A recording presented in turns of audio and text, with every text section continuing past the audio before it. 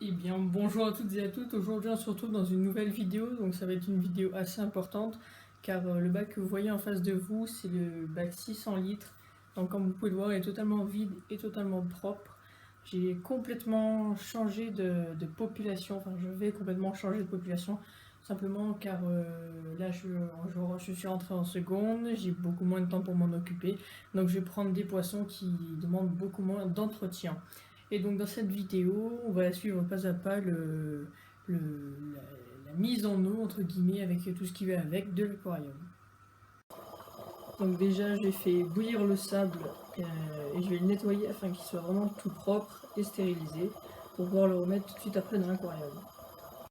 Voilà, donc petit à petit, je remets le sable. Donc juste après l'avoir fait bouillir, je l'insère directement dans l'aquarium. Et donc, vu que j'ai pas du tout en tête, enfin, disons que j'ai pas du tout le projet de faire un bac planté, je pense que je vais mettre une très très fine couche d'épaisseur, je pense au maximum 1 cm, que ce soit vraiment très affiné. Voilà, donc là j'ai regroupé le sable que j'avais mis juste avant sur le côté droit, et puis là on va se rediriger tout de suite en accéléré pour ajouter encore une certaine quantité de sable. Allez, c'est parti.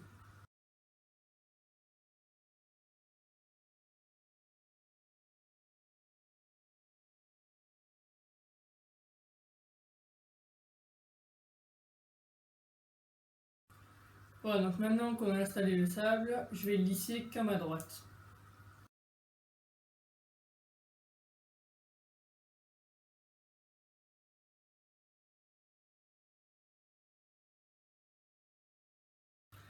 Voilà, donc la dernière cargaison de sable est arrivée, entre guillemets. Enfin, j'espère que ce sera la dernière, parce que sinon, il faut que je nettoie du sable, etc. Enfin, c'est très très long. Et donc, ben, on va installer ça tout de suite. Allez, c'est parti.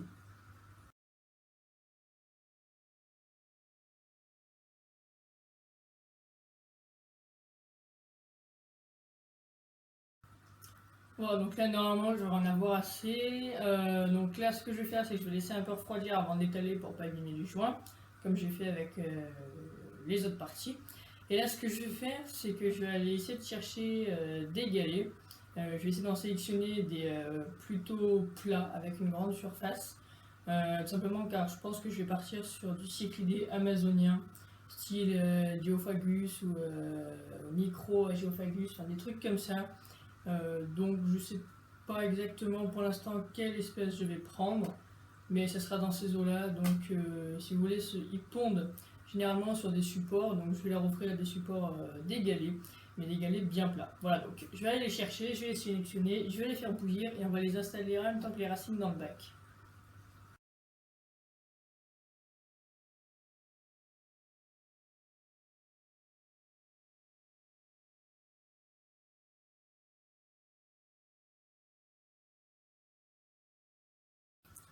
Voilà, donc je commence à remplir vraiment tout doucement le bac pour surtout pas remuer le sable parce que sinon l'eau va devenir jaune, ça va être l'enfer.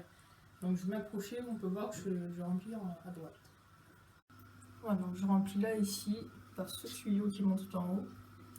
En dessous j'ai mis des mouchoirs pour, j'aurais pu mettre une assiette pour amortir la chute de l'eau et du coup ne surtout pas remuer le sable. Donc voilà, la mise en eau est terminée, comme vous pouvez le voir à l'écran. Donc on peut voir que j'ai rajouté des décors et des plantes. J'ai fait un peu ça vite, mais bon, pour l'instant ça va rester comme ça. J'ai pas vraiment envie de changer. On verra comment ça évolue par la suite. Après, je pense que je vais vous filmer lorsque j'incorporerai les poissons dans le bac. Donc ça va être une population amazonienne. Vous verrez ça juste après en vidéo. Et donc voici les ampoules. Donc ça, ce sont les bactéries vivantes. Voilà, donc là j'ai rajouté des néons, donc à la base j'en avais acheté 30, mais au final le mec m'en a mis 5 de plus, donc il y en a 35, quelque chose comme ça. Donc là on a typiquement un comportement de néon stressé. Là c'est vraiment assez flagrant. Pour moi, en fait je voulais vous filmer plus tard quand ils étaient acclimatés normalement. Mais au moins là je vous montre le comportement d'un néon stressé. Vous me direz, moi, sincèrement, je préfère un néon stressé tout simplement car quand le néon est stressé, il reste en banc.